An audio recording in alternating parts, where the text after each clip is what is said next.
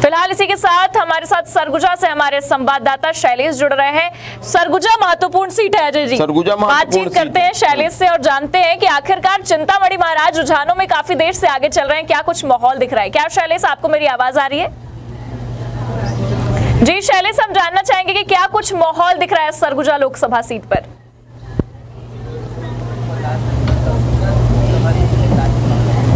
जाता है लगातार यहाँ देखा जा रहा है कुछ सुबह से जब यहाँ वोटिंग की गिनती सब शुरू हुई, देखा जा सकता है कि जो शुरुआत की वोटिंग में यहाँ कांग्रेस को बढ़त मिली तो थी, लेकिन जब तीसरे चौथे के राउंड की गिनती शुरू हुई तो देखा जा सकता है कि चिंतामणि महाराज लगातार बढ़त बनाए हुए हैं इस सीट पर। और लगातार यहाँ पर देखा जा सकता है कि लोगों के मन में खुशी भी है और लगातार लोग यहाँ खुशियाँ मनाते भी दिख रहे हैं, बाहर निकल रहे हैं, अंदर जाने इस प्रकार की स्थिति भी देखी जा सकती है।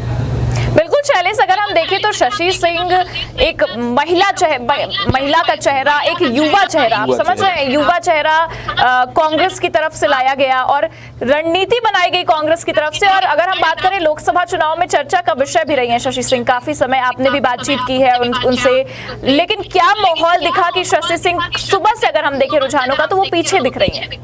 जी मैं बता इस प्रकार से कांग्रेस ने यहाँ पर पिछली जो संसद रही यहाँ पर रेणुका सिंह, उसी के तर्ज पर कांग्रेस ने यह अपनाया कि हम महिला युवा को इसको लेकर हम मेहनत काफी की शशि सिंह ने हर क्षेत्र पर लगातार दौरा की।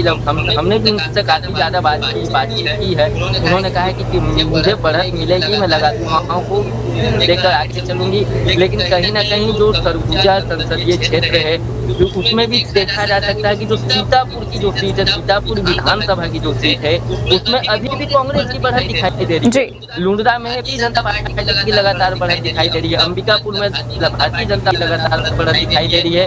वहीं बलरामपुर की बात करूं तो बलरामपुर में रामानुजगंज में भारतीय जनता पार्टी अपनी बढ़त बनाई हुई है।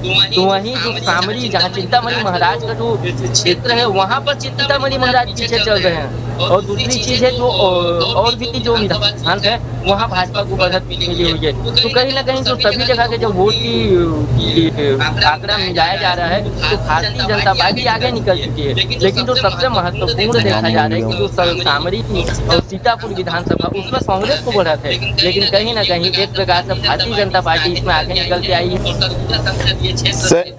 शैलेश जी, जनता पार्टी चिंतामणि महाराज आगे निकल। शैलेश जी, अजय जी भी आपसे कुछ सवाल जवाब करना चाहेंगे कि क्या कुछ माहौल दिख रहा है? शैलेश जी, आप लगातार हमसे जुड़े हुए हैं। मैं एक चीज ये पूछना चाहता हूँ कि सरगुजा क्षेत्र में पूर्व मंत्री जो रहे हैं टीएस सिंहदेव जी, इस लोकसभा में उनका क्या कुछ प्रभाव रहा है? जी मैं बता, जैसे टिकट की बात कही गई तो जिस प्रकार से शशि सिंह टिकट जब उनको मिला तो लगातार है कि जो छत्तीसगढ़ के पूर्व उप मुख्यमंत्री टीएस सिंहदेव हैं, सरगुजा के महाराज भी हैं, वो लगातार यहाँ पर सरकार में दिखाई है और वो अपने क्षेत्र में प्रचार में शशि सिंह के साथ जीते भी दिखाई दिया। फिलहाल अगर हम शैलेश देखें तो जो भी माहौल दिख रहे हैं उसके हिसाब से मुझसे ज्यादा आपसे जो सवाल जवाब करेंगे वो अजय जी ही करेंगे, तो आप उन्हीं के सवालों का जवाब दीजिएगा। शैलेश जी, किस प्रकार की बातें खुलकर सामने आ रही हैं? यदि सरगुजा में भारतीय जनता पार्टी की जो जीत होती है तो क्या वो ऐतिहासिक जीत होगी, या यदि कांग्रेस की जीत होती है तो क्या वो मतलब इतिहास रचा जाएगा, या फिर बहुत कम अंतरों से भारतीय जनता पार्टी या कांग्रेस की जीत होगी? जी मैं बिल्कुल लगातार जो हमने भी कवरेज भी किया, हमने भी काफी ज्यादा इस पर खबरें बनाई भी हैं, लेकिन देखा जा सकता है कि अभी की जो स्थिति है, जो चिंतामणि महाराज ने बढ़त बनाई हुई है, वो कहीं ना कहीं 30,000 को पार करते दिखाई दे रहा है। अब बात सामने आती है कि कांग्रेस की बढ़त की, तो अभी समय बाकी है। अभी 14 साढ़े 14 लाख वोटों की गिनती होनी है। अभी फिलहाल 2 से 3 लाख की वोटों की 3 से 4 लाख की गिनती हो चुकी है। अभी महज 10 लाख वोटों की गिनती है। अब देखने की ये बात, यदि भारतीय जनता पार्टी यदि भाजपा बना तो कहीं ना कहीं कब रहेगा, वो ज्यादा बड़ा अंतर दिखाई नहीं दे रहा है, क्योंकि शशि सिंह ने भी लगातार इस क्षेत्र पर लगातार प्रचार और दौरा किया है और लगातार उनको वोट मिलते रहे हैं। विधानसभा क्षेत्र में लगातार वोट दे रहे हैं। अब देखा जाएगा कि जो आने वाली जो गिनती होगी उसमें क्या शशि सिंह को बढ़त मिल सकती है। यदि शशि सिंह को भी बढ़त मिलती है और यदि कांग्रेस यहाँ जीतती दिखाई देती है तो अंतर ज्यादा नहीं रहेगा, अंतर काफी कम अंतर से अगर बढ़त मिलेगी तो कांग्रेस यहाँ हो सकती है। देखिए शैलेश जी, मैं ये पूछना चाह रहा हूँ कि मौजूदा जो मुख्यमंत्री है विष्णुदेव साय जी, सरगुजा उनका भी क्षेत्र है। जी आवाज नहीं आ रही? मैंने हेलो, आवाज मुझे सुन पा रहे हैं शैलेश जी? जी। मैंने कहा कि मौजूदा मुख्यमंत्री विष्णुदेव साय जी जो हैं उनका क्षेत्र भी सरगुजा ही है, तो क्या चिंतामणि महाराज की जीत का श्रेय विष्णुदेव साय जी को जाएगा? ये उसी तरह शशि सिंह की जीत का श्रेय क्या पूर्व उप मुख्यमंत्री सिंहदेव जी को दिया जाएगा अथवा नहीं दिया जाएगा? बिल्कुल, जिस प्रकार से तो सरगुजा संभाग छत्तीसगढ़ के प्रदेश के मुखिया विष्णुदेव साय मुख्यमंत्री बने हैं, तो कहीं ना कहीं चिंतामणि महाराज के लिए ये सबसे जिले के मुख्यमंत्री और दूसरी बात उन्होंने चिंतामणि महाराज का सपोर्ट भी किया है और जशपुर क्षेत्र में काफी ज्यादा चिंतामणि महाराज सक्रिय भी रहे हैं। तो देखा जा सकता है कि जिस प्रकार से विष्णुदेव साय का यहाँ उनको फायदा मिल रहा है सरगुजा संसदीय क्षेत्र में, और जिस प्रकार से यदि शशि सिंह जीतती है तो कहीं ना कहीं उसमें सबसे बड़ा हाथ टीएस सिंहदेव का दिखाई दे रहा है, क्योंकि लगातार टीएस सिंहदेव उनके लिए वोट मांगने के लिए घर घर तक पहुंचे थे और लगातार मेहनत भी की है। और कहा जा रहा था कि जिस प्रकार से कांग्रेस की जो बात सामने आई थी बीच में, इस पर हमने खबर की बात की बीच में, इस पर हमने खबर भी दिखाई, कहीं ना कहीं जो आर्थिक सहायता भी टीएस सिंह की है। बिल्कुल शैलेश, जैसे कि आप कह रहे हैं कि टीएस सिंहदेव घर घर तक पहुंचे थे, फिर भी अगर हम बात करें तो सरगुजा लोकसभा सीट से शशि सिंह सुबह से ही पीछे दिख रही हैं और चिंतामणि महाराज आगे चल रहे हैं और चर्चा का विषय भी रहे हैं चिंतामणि महाराज लोकसभा चुनाव में, पूरे लोकसभा चुनाव में अगर हम बात करें तो।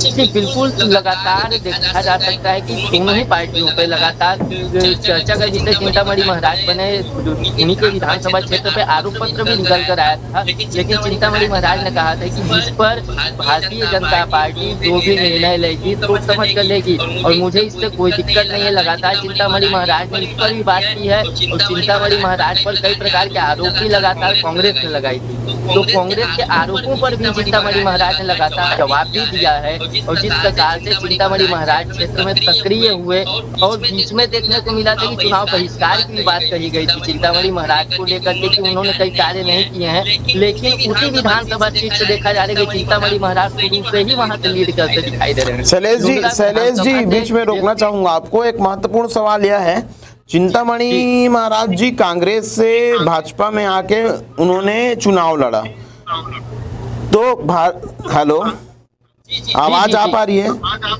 जी शैलेश जी, मैं ये कह रहा था कि कांग्रेस से भारतीय जनता पार्टी में आकर चिंतामणि जी चुनाव लड़ रहे हैं, तो कांग्रेस का क्या कोई धड़ा इस हेलो जी आ रही है, क्या कांग्रेस के धड़े के कुछ लोग भारतीय जनता पार्टी में चिंतामणि जी के साथ काम कर रहे हैं या नहीं?